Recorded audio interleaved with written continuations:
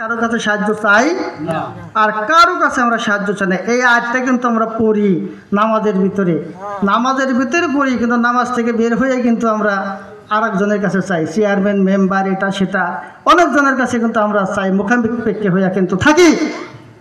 আমরা নামাজের ভিতরে যেটা পড়ি আমরা বাস্তবে সেটা ইনশাল্লাহ কাজে পরিণত করার চেষ্টা করব। আল্লাহ পাক তৌফিক দান করুন, জোরে বলুন আমিন। আমার ভাইরা বন্ধুগণ, আমি বলতেছিলাম আল্লাহ তাআলা যদি কাউকে ভালো কাজ করার সুযোগ না দেন, সে ভালো কাজ করতে পারবে? কখনো পারবে না। নবীজির চাচা ছিল আবু জেহেল। আল্লাহর হাবিব আবু জেহেলের কাছে যে কতবার গেছে কালেমার দাওয়াত নিয়ে, তার কোনো হিসাবই নাই। কতবার যে গেছে, কালেমাকে গ্রহণ করতে পারছে? তার ভাগ্যে কি কালেমা জুটছে? আবু জেহেলের ভাগ্যে কালেমা জুটে নাই। আমার কাছে কি নবী আসছে? নবী কিন্তু আসে নাই, কিন্তু নবিয়ানা লোক আসছে। ইন্নাল উলামা ওয়ারাসাতুল আম্বিয়া, উলামায়ে কেরাম আসছে, আমাদেরকে দাওয়াত করছে, আমরা কবুল করছি। যেহেতু আমরা কবুল করেছি, আল্লাহ রসুলের কথাই আমরা মেনে নিয়েছি। সুবহানাল্লাহ। এই জন্য আল্লাহ রসুল বলছেন আলেমগণ হলো আমার ওয়ারিস, তারা যেটা বলবে তোমরা সেটা মানো। আলেমদেরকে সম্মান করবা, আমি নবীকেই সম্মান করা হবে। আলেমদের সাথে হাত মোসাফা করবা, আমি নবীর সাথে হাত মোসাফা করা হবে। আলেমদেরকে খাওয়াবা, আমি নবীকে খাওয়ানো হবে। সুবহানাল্লাহ। এই আলেমদের কখনো আমরা বেজ্জতি করব না, কি বলেন? মসজিদের ইমাম সাহেব কি আমরা তাকে কি আমরা কখনো বেজ্জতি করব? ইমামের উপরে কোনো নেতা সমাজে নাই। ইমামের সাথে চোখ রাঙিয়ে কথা বলা, চোখ তুলে কথা বলে আপনার নামাজ হবে না, ওই ইমামের পিছনে নামাজ আপনার হবে না। এই জন্য ইমামের উপর কথা বলা যাবে না। এই জন্যে আল্লাহ রসুলের চাচার কাছে অনেকবার গিয়েছে কালেমার দাওয়াত নিয়ে, কিন্তু কালেমা গ্রহণ করতে পারে নাই। আমার ভাইয়েরা বন্ধুগণ, হঠাৎ করে একদিন আবু জেহেল ডাক দেয়, ভাতিজারে শোনো, আমি কালেমা পড়া মুসলমান হয়ে যাব, তুমি আমাকে কালেমা পড়াইয়া মুসলমান বানাইয়া দাও। আপনারা বলেন, আবু জেহেল যদি আল্লাহর হাবিবের কাছে বলে থাকে, ভাতিজা তুমি আমার কালেমা পড়া মুসলমান বানিয়ে দাও, আল্লাহ রসুল খুশি হয়েছে না বেজার হয়েছে? যেরকম খুশি হয়ে গেছে, আমার চাচা কালেমা পড়বে, হ্যাঁ আমি তাড়াতাড়ি করে কালেমা পড়ে মুসলমান বানিয়ে দিয়ে দেব।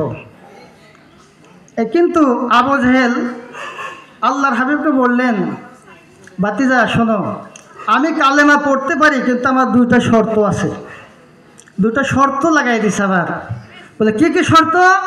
এক নাম্বার শর্ত হইল, আমি যদি কালেমা পড়া মুসলমান হয়ে যাই, এই মক্কার জমিনে তুমি মাতবরি করতে পারবা না, তুমি মাতাব্বরি করতে পারবা না, তুমি চুপচাপ থাকবা, আমি মাতাব্বরি করব। কি কোন মাতাব্বরিকে চাই পাওয়া যায়? আল্লাহকে পবিত্র কোরআনে বলে নাই, অত ইজ্জুমান তাশা অত জেল্লুমান তাশা ও বিয়াদিকাল খায়র, বলে নাই? আল্লাহ পবিত্র কোরআনে বলেন নাই, অত ইজ্জুমান তাশা অত জেল্লুমান তাশা ও বিয়াদিকাল খায়র, আমি কাউকে সম্মানিত করি, কাউকে আবার বেজ্জতি করি। এটা ক্ষমতা কার? আল্লাহ। তো ক্ষমতা চাই পাওয়া যাব? বর্তমানে কিন্তু আমার ভাইয়েরা বন্ধুগণ 35 বছর পর্যন্ত, 40 বছর পর্যন্ত ইবাদত বন্দেগী করে না। তারপরে যাইয়া করে যে এখন একটু ইবাদত বন্দেগী করার দরকার আছে, যাই কিছু বিদেশ যায় কিছু টাকা পয়সা কামাই করে নিয়ে এসে দেশে আইসে 5 লক্ষ টাকা মসজিদে দিয়া মসজিদের সভাপতি। কথা কোন ঠিক কিনা? 5 লক্ষ টাকা মসজিদে দিয়ে মসজিদের সভাপতি হয়ে গেল, কারণ টাকা দিয়ে মসজিদের সভাপতি হয়ে গেল। কিন্তু এটা কি ক্ষমতা? কি আমরা টাকা দিয়ে ক্ষমতা নিলাম? আমরা সমাজের মানুষ কিন্তু এটা দায়ভার গ্রহণ করতে হবে।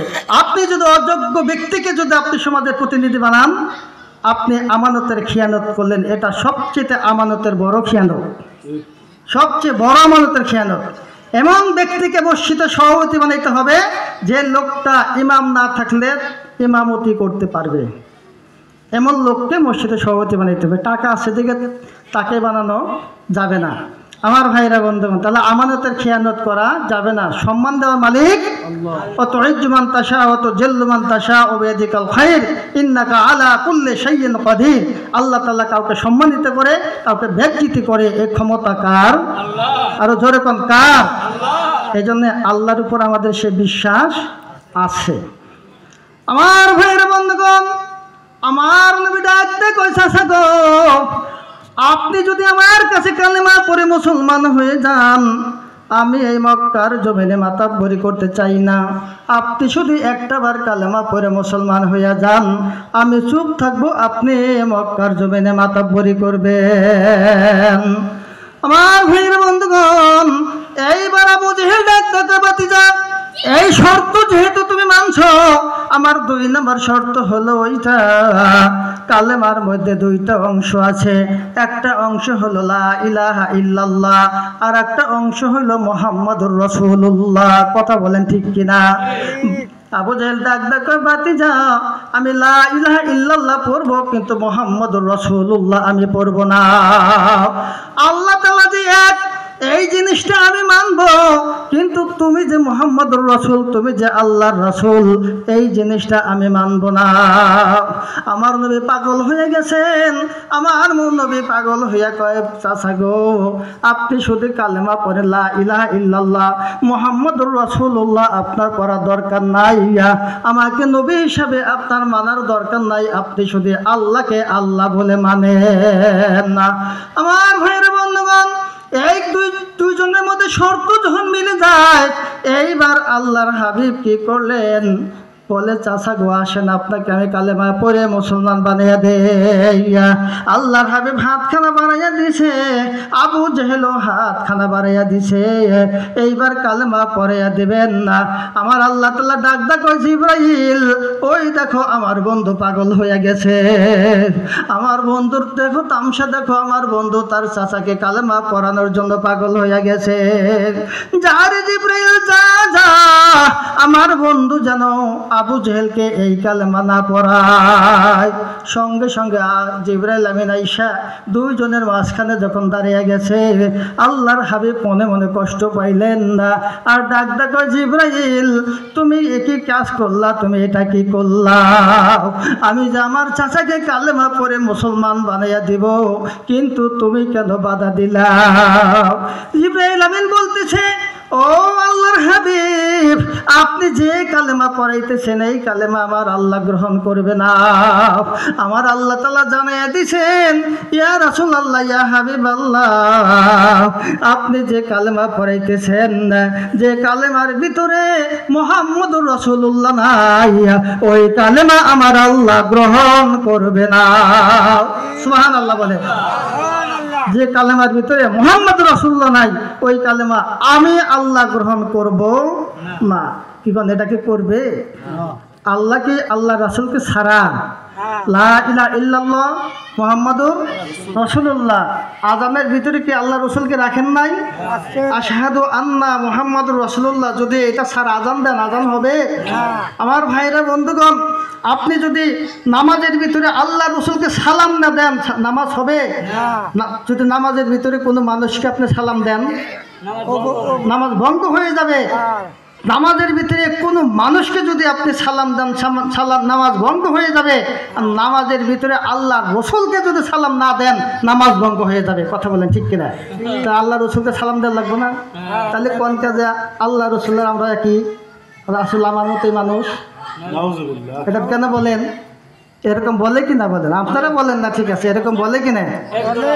একদল আছে আমার ভাইরা বন্ধু, একদল আছে নামাজের ভিতরে মানুষকে সালাম দিলে, আপনাকে সালাম দিলে নামাজ ভঙ্গ, আল্লাহ রসুলকে সালাম না দিলে নামাজ ভঙ্গ। তাহলে আমি আর আল্লাহ রসুলকে সমান হইলাম? এটা বলা যাবে? এটা কাফেরেরা কয়। এটা কেরা কয়? আপনার নামাজ আছে, আমল নামায় নামাজ আছে, আপনার আমল নামায় রোজা আছে, আপনার আমল নামায় হজ আছে, যাকাত আছে, সব কিছু আছে, কিন্তু রাসূলের প্রেম মহব্বত নাই, কাজ হবে না। সব কিছু একদিকে, আল্লাহ রসুলের মহব্বত একদিকে। আল্লাহ রসুলের মহব্বত, এইটাই হলো আপনার ইমান। ইসলামের খুঁটি 5টি। প্রথম নম্বরের নাম ইমান। প্রথম নম্বরের নাম কি? ইমান। আপনার ইমানই ঠিক নাই, তাহলে নামাজ পড়ে কী করবেন? আর রোজা করে, হজ করে, যাকাত দেখ কী করবেন আপনি? কোন আপনার ইমানটাকে যদি আপনি ঠিক করতে চান, তাহলে আল্লাহর রসুলকে রসুল হিসেবে মানতে হবে।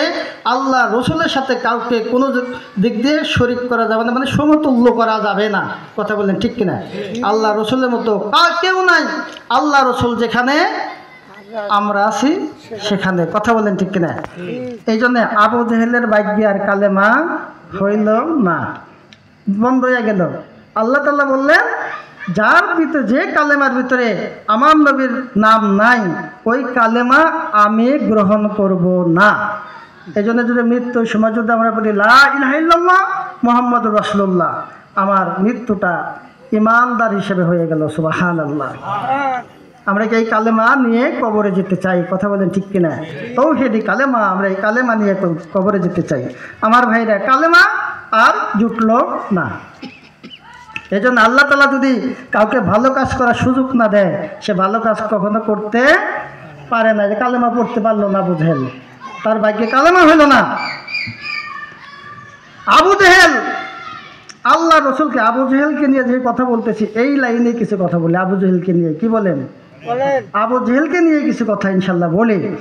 আবু জেহেল আল্লাহ রসুলকে অপমান করার জন্য, নাউজুবিল্লাহ পড়ি, আল্লাহ রসুলকে অপমান করার জন্য, তার সাহাবায়ে কেরামদের অপমান করার জন্য সে অনেক চেষ্টা করেছে, কিন্তু অপমান করতে পারে নাই। সম্মান দিয়েছে কে? যতবার অপমান করার চেষ্টা করেছে ততবারই আল্লাহ অধিক পরিমাণে সম্মান দান করে দিয়েছেন। সুবহানাল্লাহ। আবু জেহেল একদিন এতে এরকম তার কিছু লোকজন নিয়ে মিটিং করতেছে, এমন সময় একজন ভিক্ষুক এসে আবু জেহেলকে বলতেছে, আমাকে কিছু ভিক্ষা দাও। সওয়াল করে না, আমার কাছে ভিক্ষা দাও, কিছু সাহায্য করো।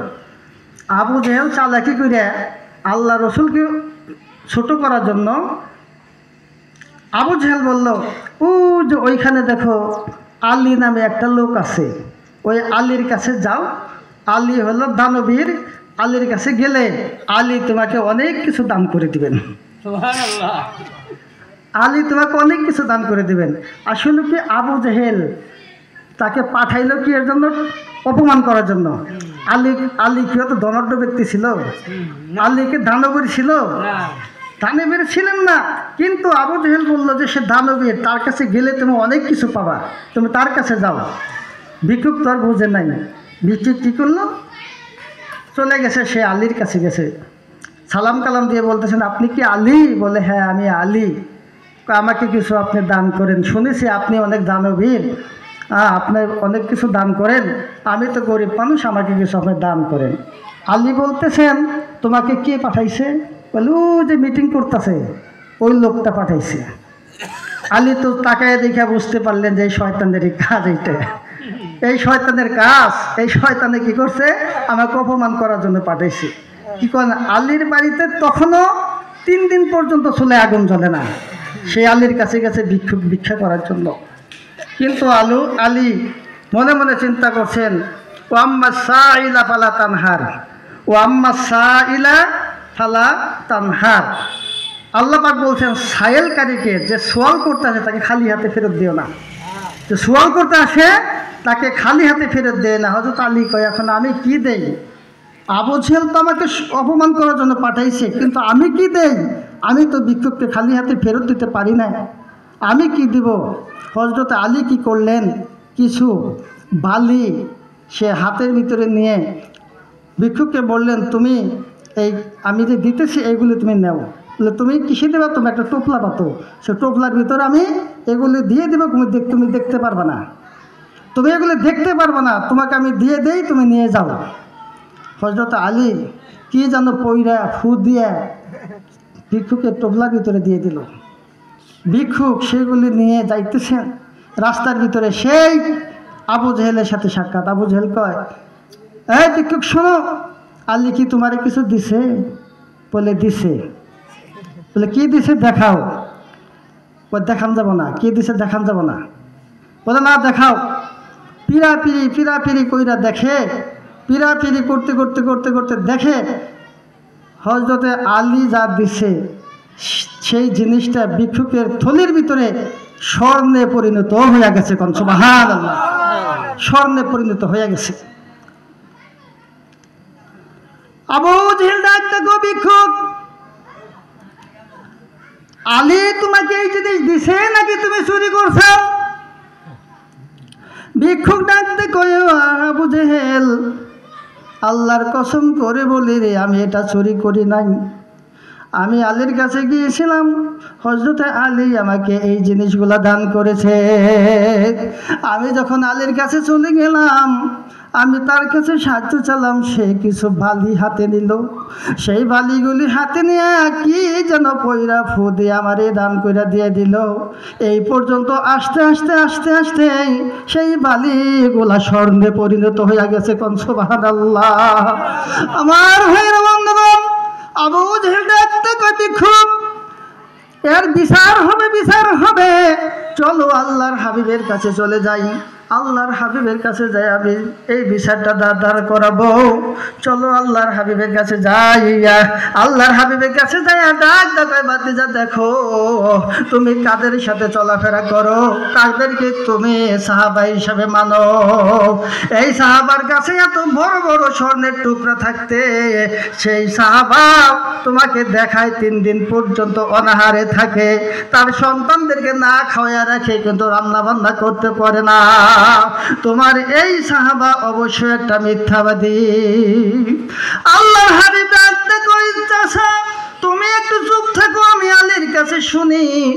আলীকে ডাক দেখো, আলীর কি ঘটনা ঘটছে সেই ঘটনাটা একটু ভালো। হযরত আলী দুঃখ চোখের পানিগুলো ছেড়ে দিয়ে কান্দে আর বলি, ইয়া রাসূলুল্লাহ, ইয়া হাবিবাল্লাহ, আপনি তো জানেন আজ 3 দিন পর্যন্ত আমার বাড়িতে কোনো খাবার নাই, আমার বাড়িতে চুলায় কোনো আগুন জ্বলে না, আমার 2টা কলিজার টুকরা যখন মায়ের কাছে খাবার চায় খাবার দিতে পারে না। এমন সময়ে এই আপনার চাচা আবু জেহেল আমার কাছে ভিক্ষুক পাঠিয়ে দিছে, আমি বলে দানবের, আমি বলে ভালো কিছু দান করে। এখন আল্লাহ পাক পবিত্র কোরআনের ভিতরে তো বলে দিয়েছেন, ওয়া আম্মা সাইলা ফালা তানহার, আরে যদি তোমার কাছে কোনো সওয়ালকারী আসে তুমি তাকে খালি হাতে ফেরত দিও না। এই জন্য আমি কি করেছি, আমি কিছু বালি হাতে নিয়েছি, সেই বালিগুলো হাতে নিয়া, ইয়া রাসূলুল্লাহ, ইয়া হাবিবাল্লাহ, আপনার উপরে আমি 3 বার দরুদ পড়েছি, আপনার উপরে আমি 3 বার দরুদ পড়েছি। সেই দরুদ পড়ে যখন আমি আমার হাতের ভিতরে ফু দিয়েছি, সেই বালিগুলো আমি ভিক্ষুককে দিয়া দিয়েছি। আমি জানি না ইয়া রাসূলুল্লাহ, আমি তো দিয়া দিছি বালু, এই বালুগুলো কেমনি করে স্বর্ণ হলো আমি বলতে পারবো না। আল্লাহর হাবিব ডাকতে কয়, আলী রে, তুমি যখন বিসমিল্লাহির রহমানির রহিম বলে আমার উপরে 3 বার দরুদ শরীফ তুমি পড়েছিলে, সেই দরুদ শরীফ পড়া যখন তুমি বালির ভিতরে ফু দিয়েছিলে, আমার নামের বরকতে আমার আল্লাহ রাব্বুল আলামিন বালুকে স্বর্ণে পরিণত কইরা দিয়েছে। কোন সুবহানাল্লাহ। এমন দরদের নবী আর হবে না, এমন দরদের নবী আর হবে না, উম্মতের লাগিয়া নবী দেওয়ানা, উম্মতের লাগিয়া নবী দেওয়ানা। আল্লাহুম্মা সাল্লি মুহাম্মাদ ওয়া আলা আলি সাইয়্যিদিনা মুহাম্মাদ ওয়া আলা আলি সাইয়্যিদিনা। কাদায়ো না, কাদায়ো না দয়ার নবীরে, কাদায়ো না, কাদায়ো না দয়ার নবীরে, নবীরে কাদাইলে কাঁদবা হাসরে, নবীরে কাদাইলে কাঁদবা হাসরে। আল্লাহুম্মা সাল্লি মুহাম্মাদ ওয়া আলা আলি সাইয়্যিদিনা মুহাম্মাদ।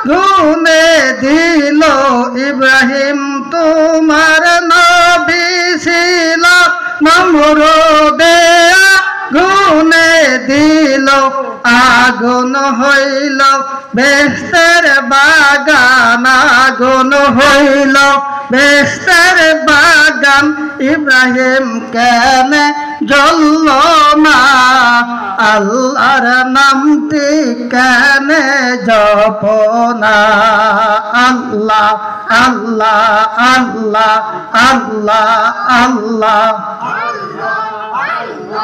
আল্লাহ আল্লাহ আল্লাহ আল্লাহ